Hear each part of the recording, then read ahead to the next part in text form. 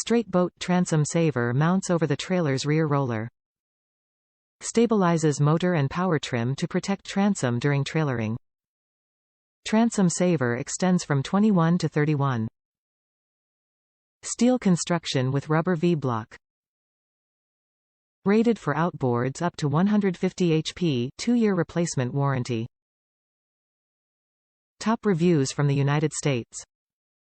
Heavy-duty well-made bar. This bar is well made using steel. The rubber outboard lower end, Y, cushion is thick and robust and should last a long time. I did not rate durability because it's new, we'll see after 6 months if it's durable. I don't like that the provided bracket and 4 inches bolt that attaches to the rear trailer crossmember is not galvanized steel. My boat is used in saltwater and the zinc-coated steel bracket will corrode far sooner than galvanized because this part of the trailer will always be in the water to launch, retrieve the boat.